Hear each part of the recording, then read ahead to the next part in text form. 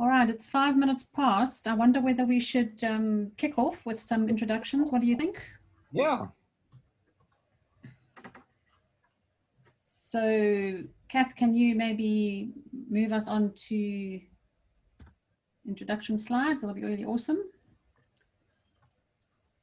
And welcome to the others as you are popping on. That's amazing. I think we've got about 30 on the call at the moment. So I just wanted to introduce our very talented panelists that we are going to be hearing from today.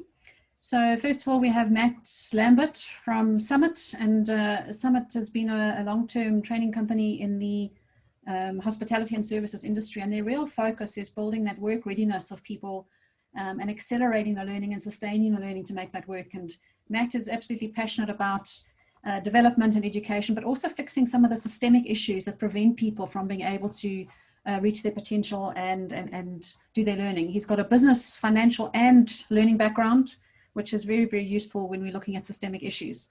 And he's been worked at various blue chip companies across just about all the continents, 5 continents and 19 countries, Matt. And we love to have you here today and just get some of your practical experience and some of your innovative thoughts. That's the one thing I always love about Matt is the innovative conversations that we have, and sometimes a bit of a sparring from different perspectives, which is really, really cool.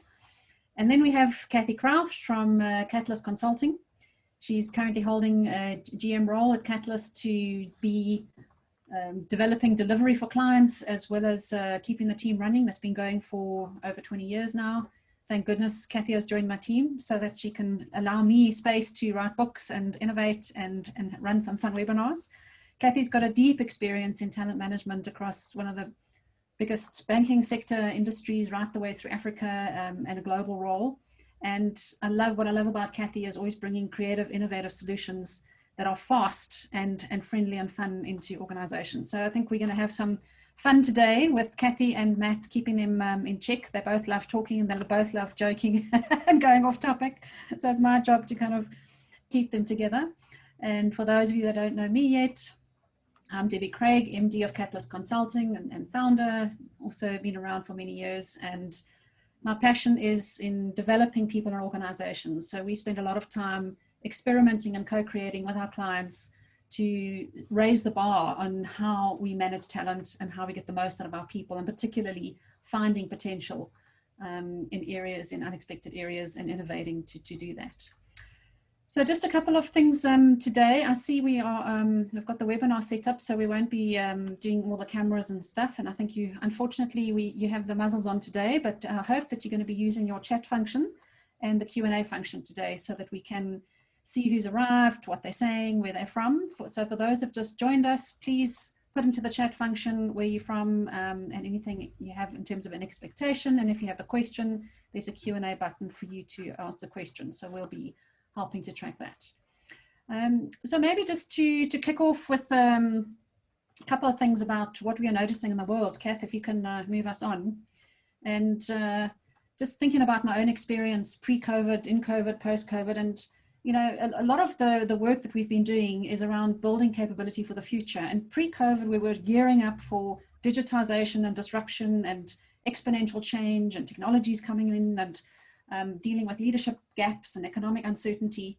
So we already were gearing for change, but a lot of those were happening fast, but not as fast as we are experiencing now. So during the COVID times, suddenly things that we thought was going to take us a few months to get ready for a strategy change or a structure change or a system change, all of a sudden we had days, not months anymore.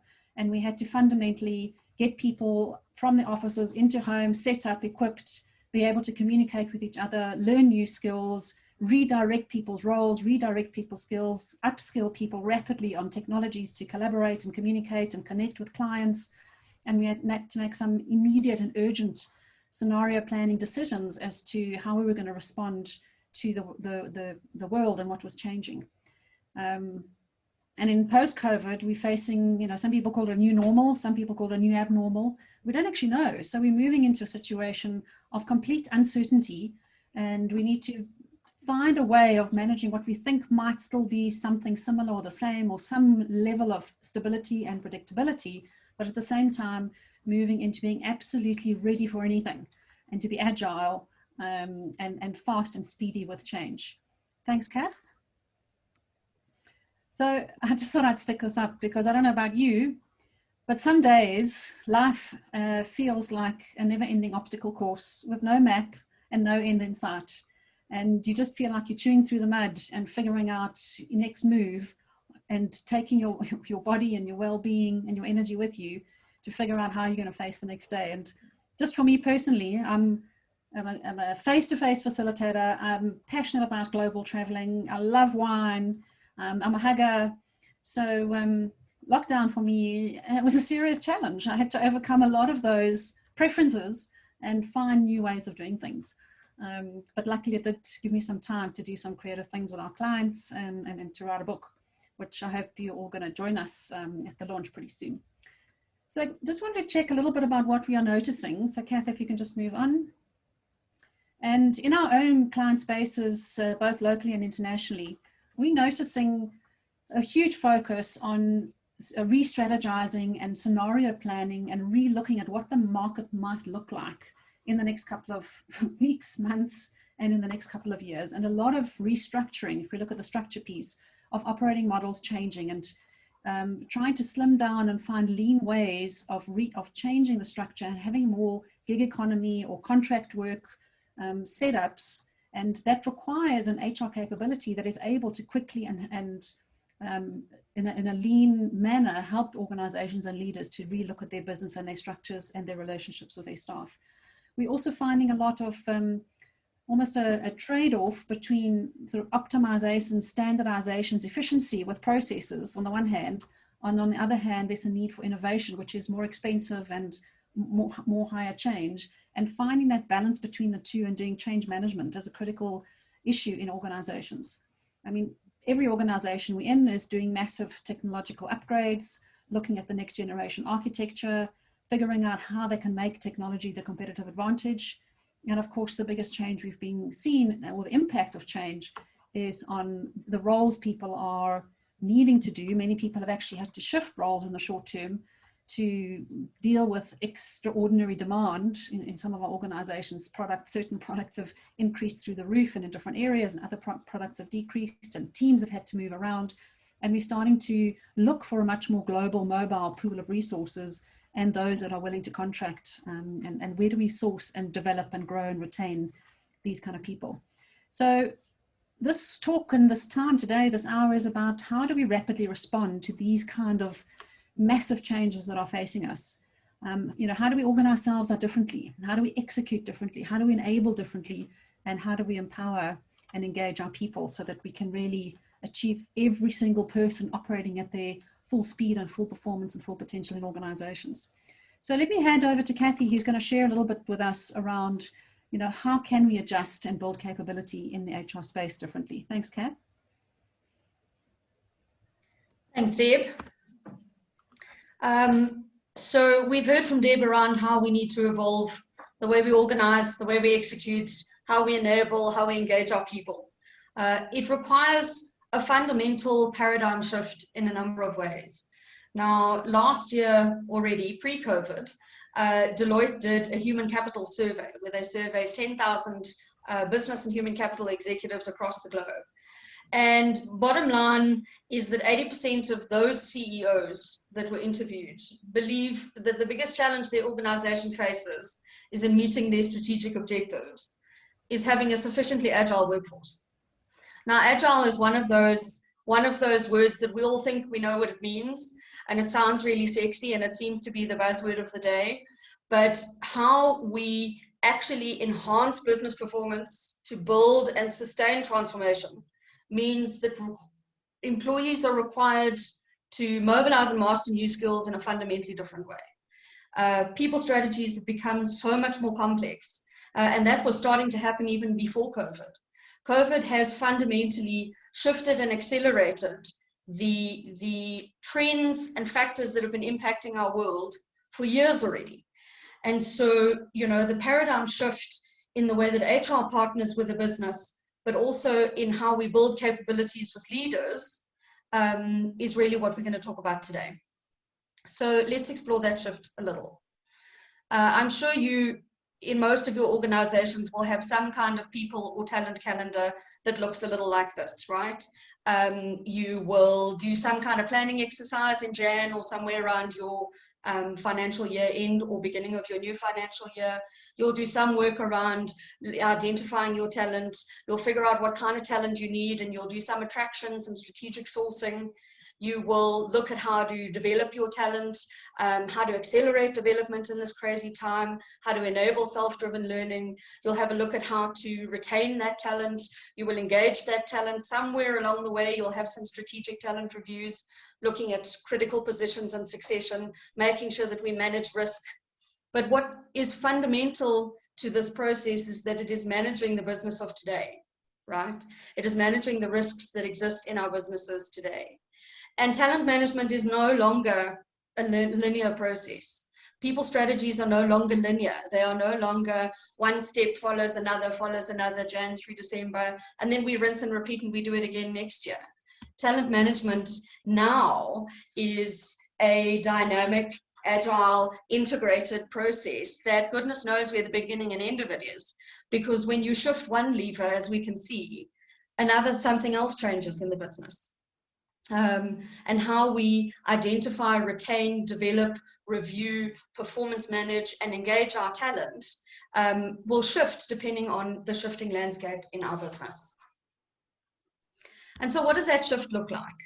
A couple of years ago, Catalyst worked on a Talent 4.0 framework, which looked at, how do we plan for talent, performance manage talent, identify talent, etc., central to, an ongoing talent review process. The shift now is shifting away from having talent at the center to really having our business and our business's strategic context and our employee and customer experience enabled by digital platforms at the center of this model. You'll see in the center, which is our strategic context, we look at the business's purpose and strategy.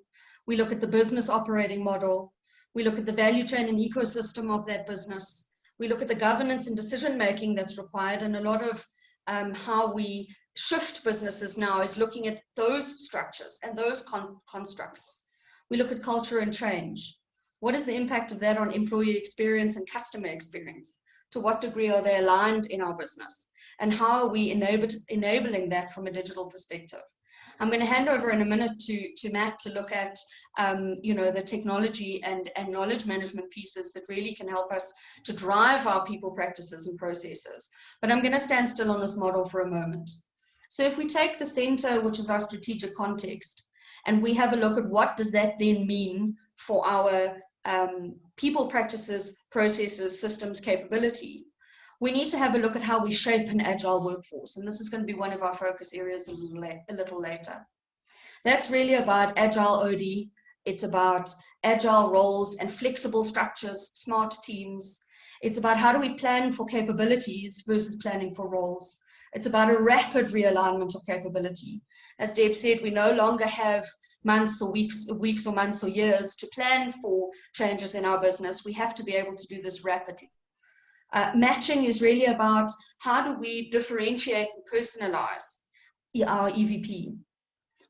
How are we showing up as organizations as the employer of choice for the employee of choice? And the real concept here is not full-time employees necessarily, but how do we engage different parts of our own businesses and external talent pools to deliver? How do we tap into the gig economy's knowledge and capability? How do we use trusted partners and how do we outsource? It's about looking at internal and external talent pipelines, gamified assessment and talent profiling. How do we do that quickly? Mobilizing our employees is really about how do we manage performance and evolve, in an evolving organization, and how do we, and fluid structures, right? Managing our employees and managing our people practices is about driving the organization of the future, not just the organization, customers, products, services that we sit with today, but how does that evolve over time? Mentoring is really about how we engage talent and strengthen our employee experience. And mastery, which Matt will take us through in a bit, is really about how do we accelerate and enable learning. Now, of course, we can't, within an hour today, stand still on each of these elements, but we are going to focus on the mapping piece, which is really around that sort of shaping and structuring an agile workforce, and the mastery piece. So how do we accelerate and enable learning within a changing and shifting business landscape? And so over to Matt, my thoughts from a tech and digital enablement perspective is really, the technological advancements, which are not new. And we've been talking about them for a long time. All of us have had digitization strategies in our business forever. And there's always that joke that's going around at the moment around, who has been the greatest catalyst of your digitization strategy? Is it your CEO? Is it your CIO? Do you have a digital officer? Or is it in fact COVID? And so, the place that we are in is tech doesn't create value for an organization if we are not connecting people and processes and systems in a systemic and fundamentally new way. And so with that in mind, I will hand you over to Matt. Yeah, thanks so much, Kath. I appreciate it.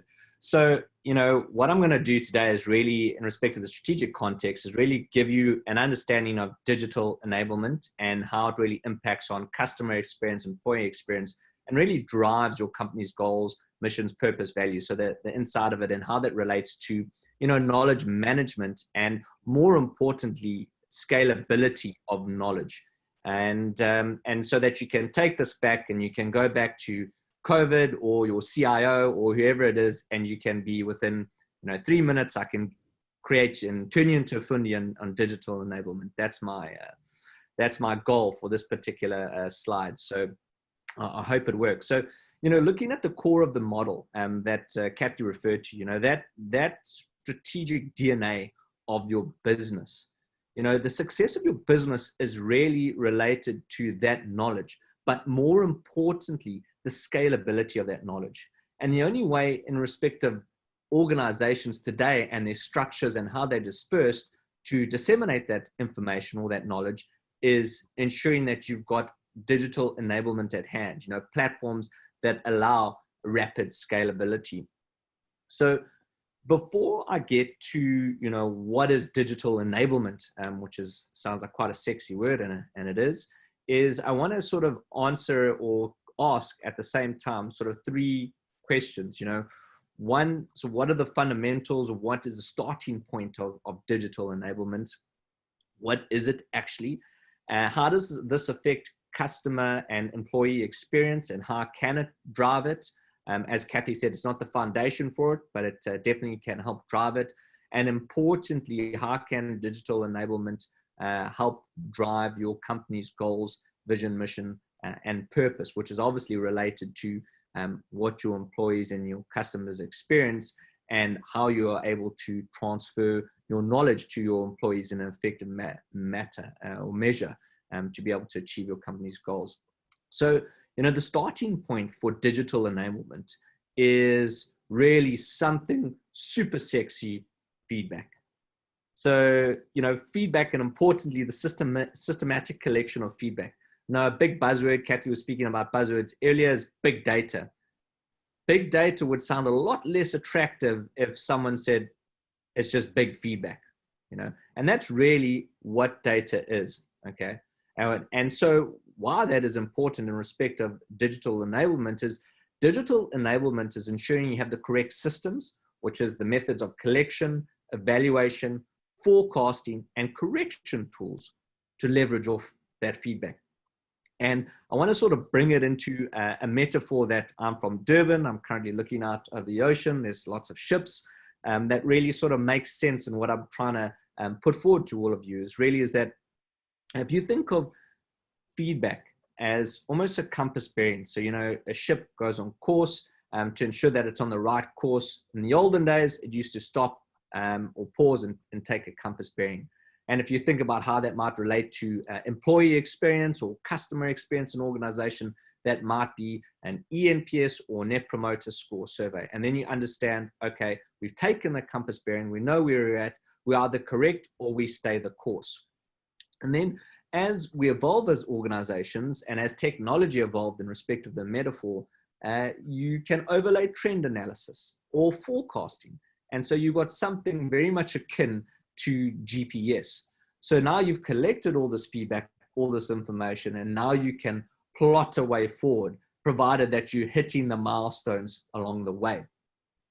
And then, looking at how this then ties into knowledge management in respect of the metaphor and how digital enablement is key at this particular point in time, referring to the scale of organizations and how they're dispersed, is imagine now you've got this ship, whether it's an ocean liner or a speedboat. I know Kathy referred to some of these metaphors just now, which we actually didn't plan. And if you think about that, you might have the best GPS, you might have taken all the compass bearings, but that ship's not going to go anywhere unless the people on board the ship know how to operate that ship. And not only operate it from a technical perspective, but operate it in respect of capabilities, how to communicate effectively to make sure the message gets down the line in the ship. So, the reality of the situation is that if you think of it in that context, digital enablement, it's really about how we are collecting our information, how we're using that information, and then when we have that information, how we're disseminating that information in respect of identifying gaps in knowledge, and then being able to ensure people are able to really drive the ship. And today I'm going to be speaking about some interesting elements around accelerating and enabling learning in respect of this. So with that in mind, before I get to, the foundation before that is really around the mapping and the development of an agile workforce. So I hand back to Kathy. Thanks so much. So let's explore this concept of an agile organization or an agile workforce. This visual was taken from a really sort of pivotal article published by McKinsey 2 years ago called The 5 Trademarks of Agile Organizations. And it really helped us to understand and take this concept of agile and apply it to organizations. Agile, I'm sure most of you will know, came from a shift in the way software developers managed a software development cycle. So rather than spending 2 years developing something from beginning to end and making it perfect, they developed in increments. And so they developed in releases to deal with small pieces of functionality, get it working, add another one, make sure that both of them work together, add another one, make sure all 3 work together. And so you get to a minimum viable piece of software a lot faster than the 2 years. Now, the reason that happened, of course, is that technology is shifting and accelerating at an exponential rate. And so software developers didn't have the time to take 2 years to develop something. And that's very similar in our organizations today if we think about how our world of work is changing and shifting. But I do find the concept of agile a lot easier to explain with an analogy. And as Matt said, I promise this wasn't planned. But imagine for a moment in your organization, you have 2 teams of 50, right, that are in a race to get from SA somewhere. Let's call it Durban because that's where Matt is. To get from Durban to Portugal, okay? The only rule is that you have to go by water. So you're not allowed to fly, you're not allowed to take a car, you have to go by water. So one team decides that they're going to go on a big ocean liner, right? And that you can imagine is like your traditional hierarchy that we see on the left of the screen.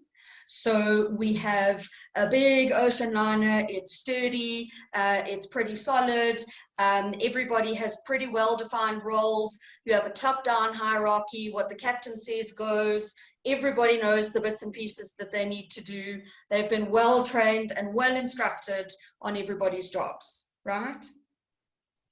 The second team, which we can compare to an agile structure on the right-hand side, decides that they're not going to go on the big fat ocean liner, which is big enough to take all 50 people at the same pace, right? They've decided that they are going to split up into 10 teams of 5 on smaller speedboats. Okay, so let's for a moment think about what the benefits and drawbacks of each might be. Your ocean liner on the left, well established, well known, easy to identify, roles are clear. Your speedboats on the right are smaller, more autonomous, easier to navigate. You have, yes, perhaps a little bit of role ambiguity because you have much smaller teams, and you have to sit and think about, are both teams going to reach their destination? Probably. Who's going to get there first? Probably the speedboats, maybe not, depends on what happens along the way. Which team can respond better to changes in the weather? If you think about, an ocean liner like the Titanic, imagine for a moment that on your trip along the way, you hit an iceberg. Well, let's try not to hit the iceberg, but imagine there's an iceberg along the way. Which teams are going to better be able to navigate around that iceberg?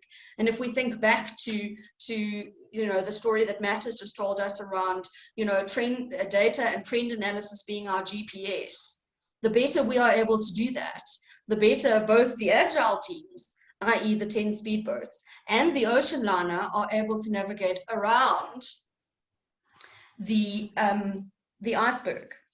So when we think of agile OD and when we think about shaping an agile workforce and shaping and structuring an organization, we've got to think about a couple of things. We have to think about departmentalization.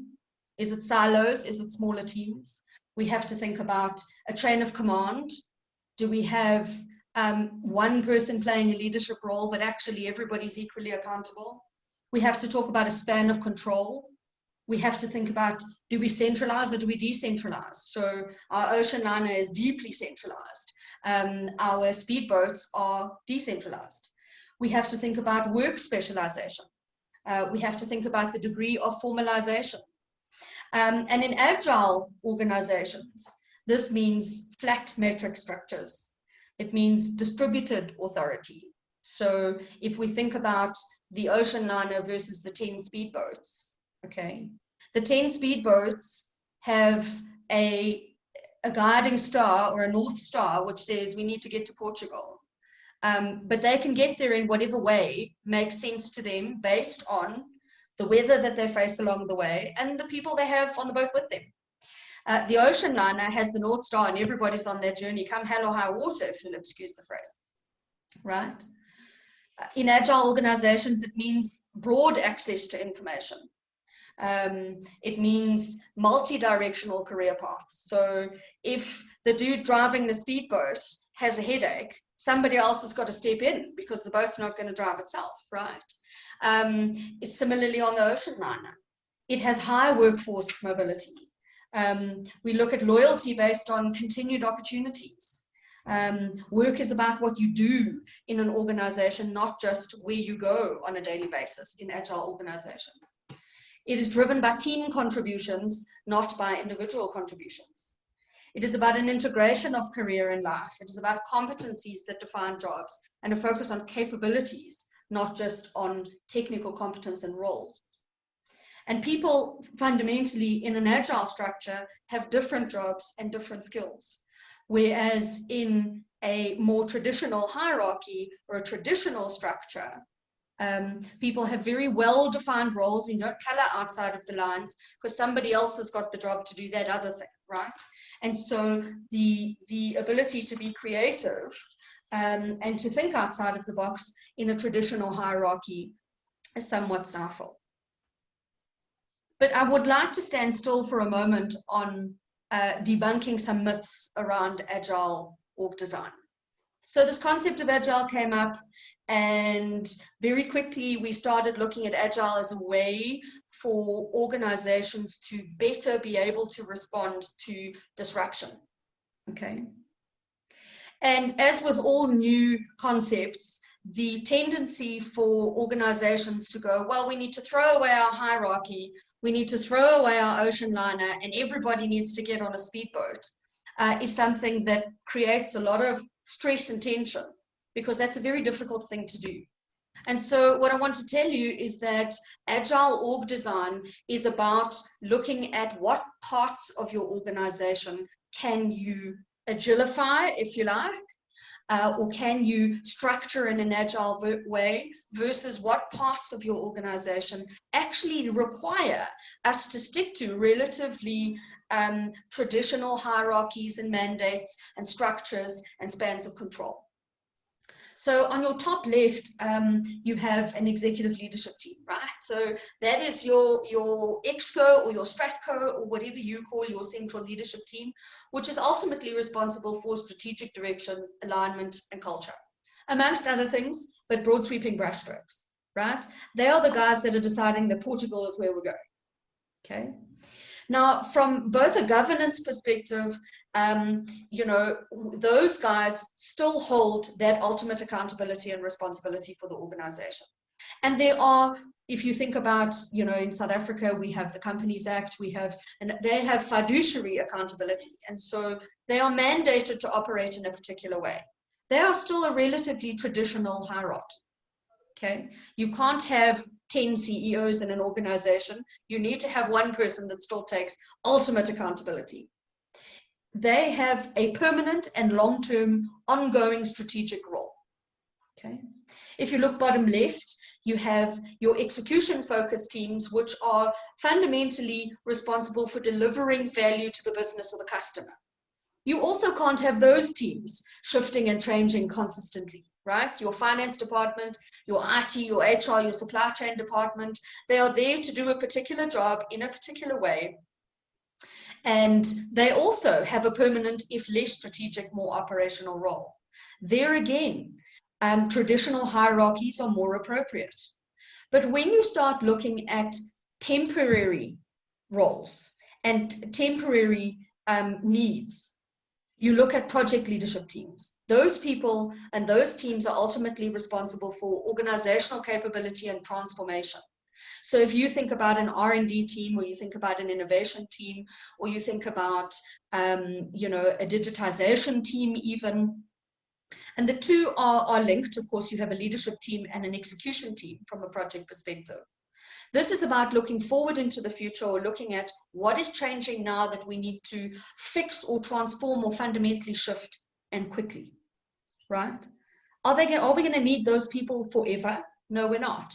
And so there you have a real opportunity when there are needs in your organization that are not permanent, that you have a look at agile structures. Where can we bring people into the organization that can take a basket of skills and experience and apply it broadly in the organization for short-term needs?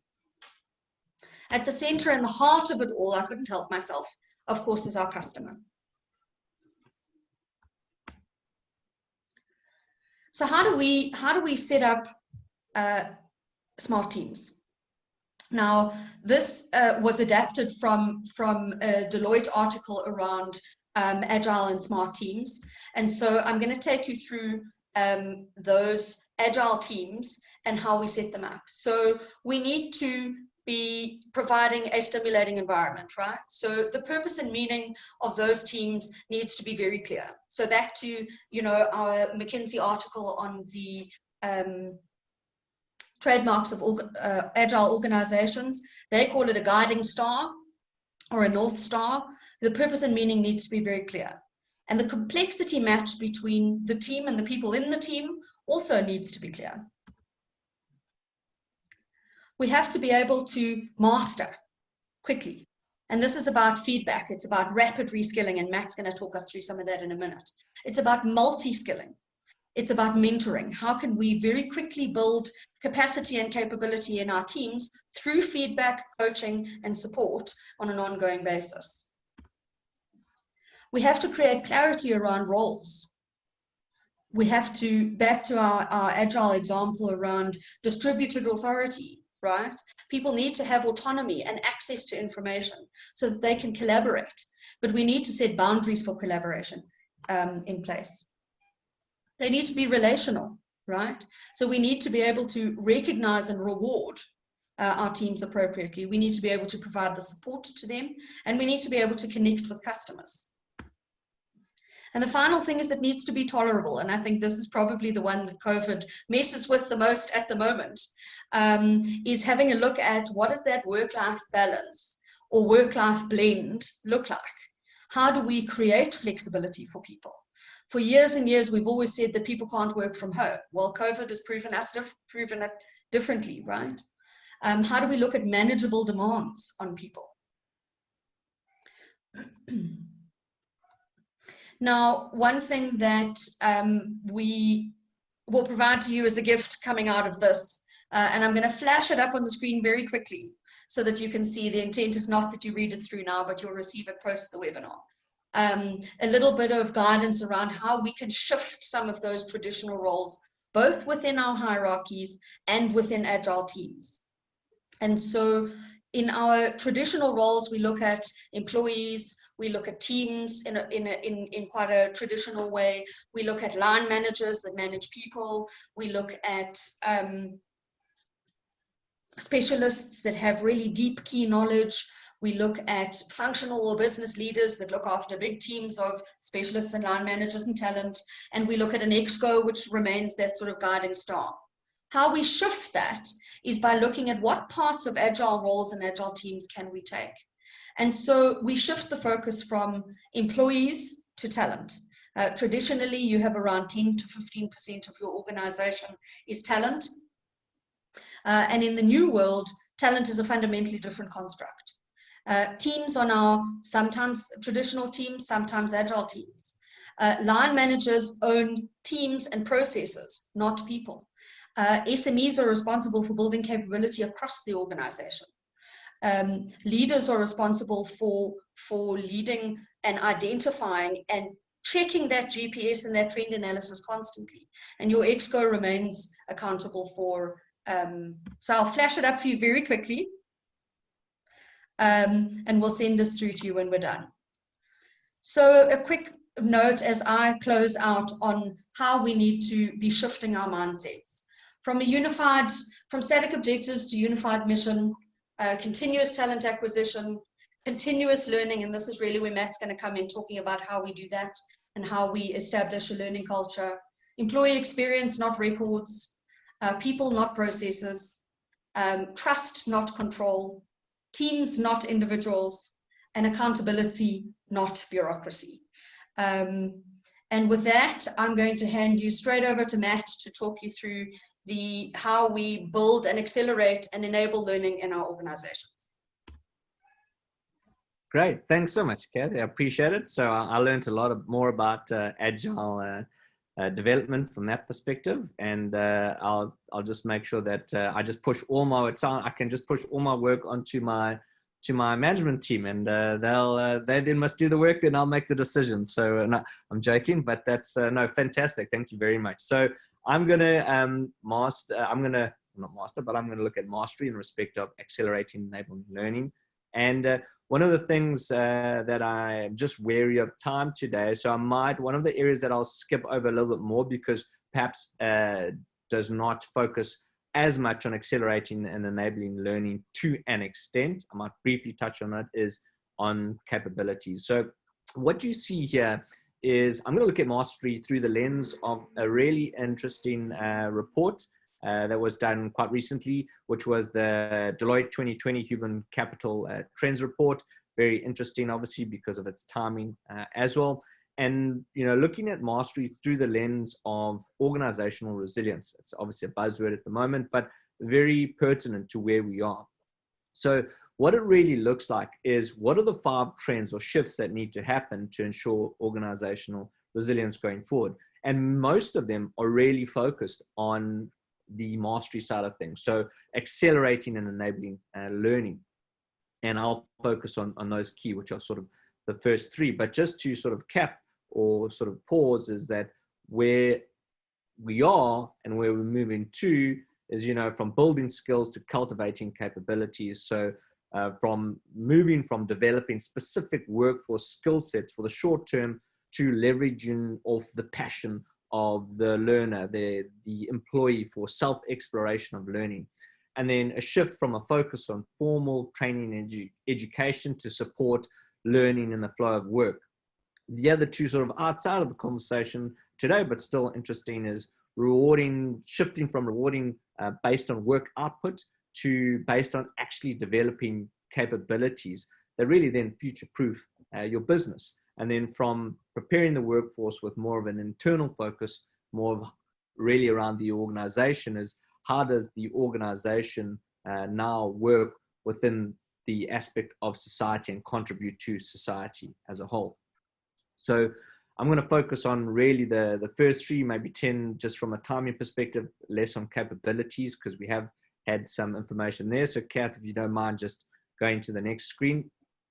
So, you know, what I'll touch on is just on the building skill sets side of things, and to cultivating capabilities is, you know, as we know, I'm going to share a little bit of information that came out of that particular report, and what some of the research is saying out of the report. And after the actual webinar, we can share the report with you. But very interesting at this particular point in time is 48% of organizations that were surveyed in this, and CEOs, talent executives, HR executives, responded in saying that, you know, like I said, 48% hire for technical skills, and 52% of respondents said they hire for capability, but more and most importantly, learning capability. And that makes a lot of sense, and particularly to what obviously Kathy spoke to earlier about kind of all these rapid shifts, a lot of them coming from a technology perspective, where a role within an organization might evolve and change over time. And as such, it's important that employees have the ability to rapidly and consistently learn more skill sets to be able to ensure that they grow within the organization. So, you know, looking at support learning in the flow of work, some interesting results out of that survey is that, you know, 54% of respondents really said that the development of individual capabilities needs to rest with the employee themselves. And the reason I say that is that, you know, by exploring new domains and learning from others, both within and outside the organization, is that, you know, learners can really, you know, spot, sorry, this is really speaking towards, leveraging or self-exploration. Apologies, there's a mistake in the slide deck there. But what it means is that by learning or self-exploring is that employees from, you know, learn from within the organization and outside the organization, they can reinvent themselves, and importantly, take control of their learning, so that it's not so much of a top-down mandate in respect of that. And then supporting learning in the flow of work is really, why that's interesting, is that 92% of respondents in the Human Capital Trend Report said that within the next 3 to 5 years, there's going to be a critical focus on learning and development in the organization, because it's key for the organization's survival. However, 61% said that they're unsure as how they're going to do it. And the reason is that, you know, many of the respondents are looking at how they currently operate in respect of how they currently educate, and whether that be classroom-based, whatever the case would be. And they're just going, how do we grow this model? How do we rapidly expand this model to get to everyone in respect of what they need to learn in this short period of time? And why, you know, why this is interesting is that what we know from data is that learning through experience has a better educational impact and retention of information than pure classroom. A combination of the both is always best, but nonetheless, learning through experience has some great results. And, you know, what that really means in respect of learning in the flow of work is, you know, I relate it back to a very simple example. The last weekend, I had to reset my gate motor, and not wanting to have to phone an electrician or someone to come through and reset my gate motor, what did I do? I needed to learn in that moment in the flow of work and through experience. So I hopped onto YouTube and Googled YouTube my make of my gate remote or gate motor, and understood how do you reset it. And I did that. And now I feel confident in being able to consistently do that you know, resetting of that gate, because I had that experience. So maybe if you'd like to just move on there, yeah. I just want to kind of, before I tackle some of how can we, or some practical sort of things we've got to think of in respect of both capability, skill sets, and, you know, obviously the aspects around leveraging of employees' self-learning capabilities, and then supporting learning in the flow of workers. What really struck me coming out of this report, because particularly for the audience on board, is that, you know, 84% of those respondents agree that, you know, reinvention of the workforce through lifelong learning is critically important to their development strategies. And interesting, this wasn't development strategies and people development strategies and business development strategies. So what they're saying is that 84% of the respondents believe that for the business to grow, survive, learning is key. Okay. Yet 16% said they expect their organization to make a significant investment increase in this area over the next 3 years. So you can start to see, you know, maybe where some gaps are starting to occur. And then importantly, 75% of those respondents expect to source new skills and capabilities primarily by reskilling their current workforce. So what this really means is that most of the organizations believe learning is key. And most of the organization believes that they'll be able to move towards a future state by reskilling people in the organization. But none of the organizations are making the investment that they need to. So the reality of the situation is it really seems unlikely that this is going to occur. And it's quite critical, because the businesses that get it right will obviously be successful. So I wanted to share that with you, because it's quite an interesting takeaway from that research and understanding, you know, to particularly where we are right now in this, you know, COVID situation, what we need to think about in respect of going forward in terms of the business and its success. So if we go to some little practical tips, I'm just wary of time, is if I look at sort of, and I'm going to park capabilities for now because we've got not a whole lot of time and there's a lot in the deck that you can refer to, but practically, how do we create the passion of the explorer? How do we create supporting learning in the flow of work? And some key things that you need to do if you're going to go that route is, when you are grouping or structuring learning programs, you know, group all of them together by function. So what I mean by that is, if you are looking at supply chain, okay, there might be a whole lot of different learnings in supply chain.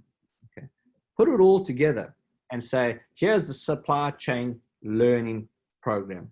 Okay, give access to all of those learning programs or topics, information in that learning program, to all the roles in that functional area.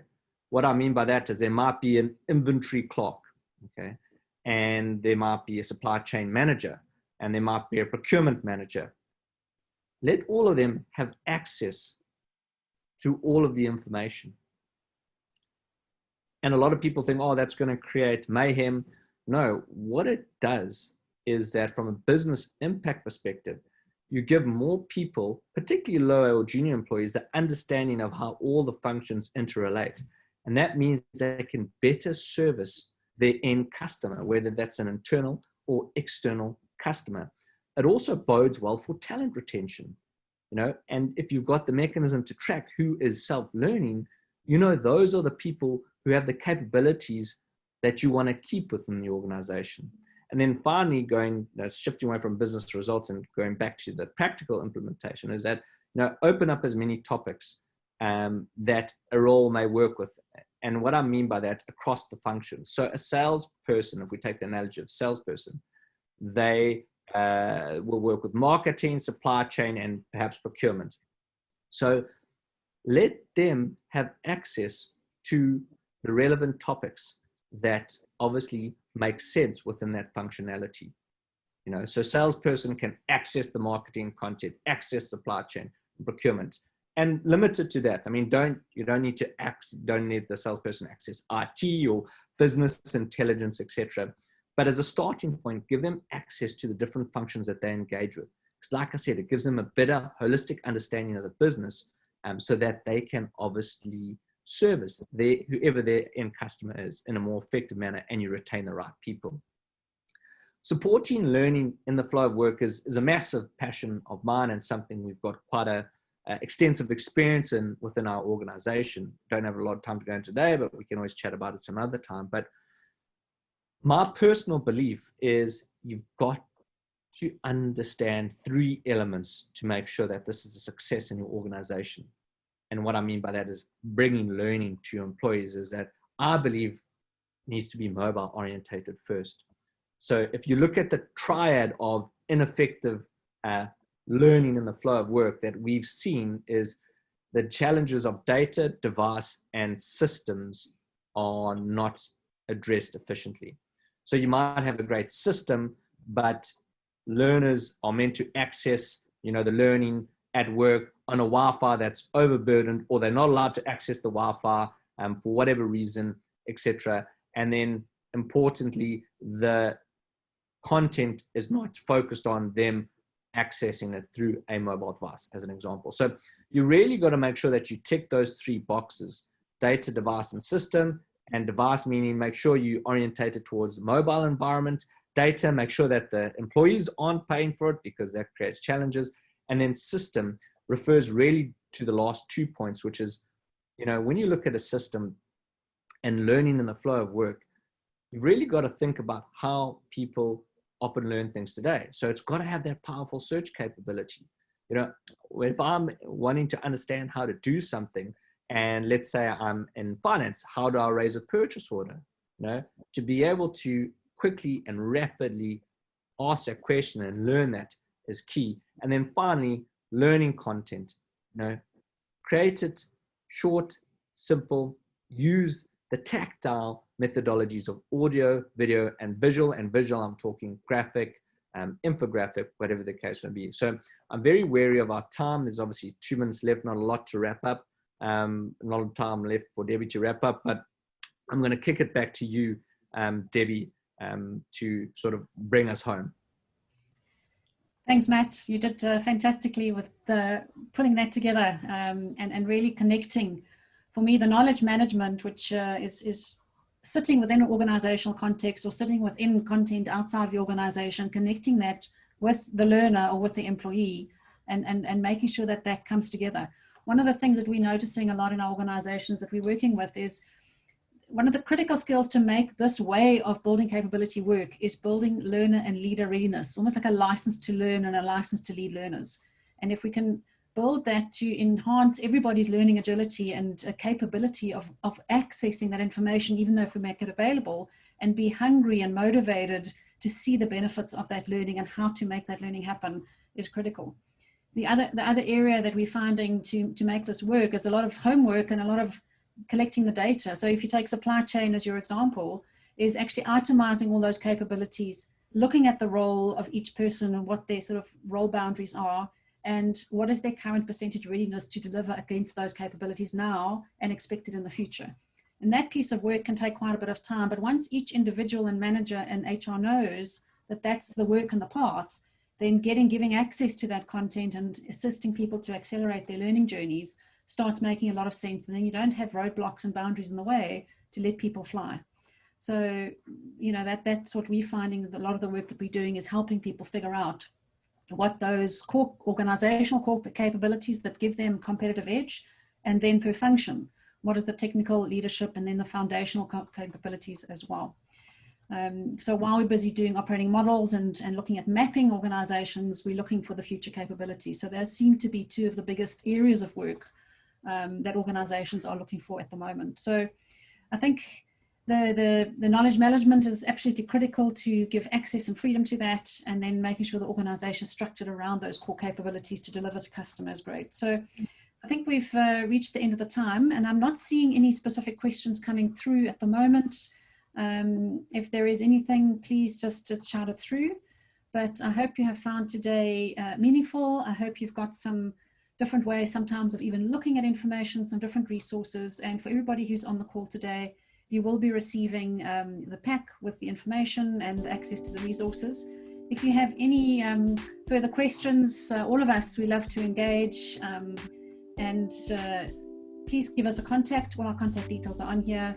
And for those of you that would like to know more about some of the critical capabilities that organizations need going forward, there's a book launch happening on Tuesday the 29th. Just send us a mail and we can send you the details for that. Matt and Sunil, thanks very much again from Summit, being our collaboration partners. We've been working for years on figuring out how to collaborate and do things together that's a win-win and a benefit, and takes a nice balance of that effort. So thank you once again for setting this up. Are there any last words, Matt or Kath, or shall we wrap it up and say goodbye? Awesome. I think I think a lot of was shared, a lot of information to digest. So maybe we can let everyone go to their bathroom breaks and some more tea and continue with the 70,000 video calls that they will have today, obviously. Thanks to both you and Kath, and cheers everybody. See you again. Cheers. Bye.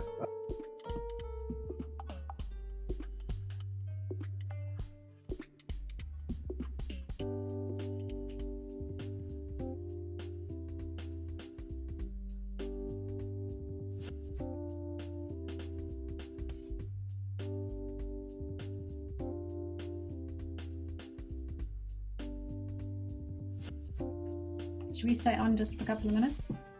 Well, I think Matt's gone already though. It's fine. I think everybody's just saying goodbye.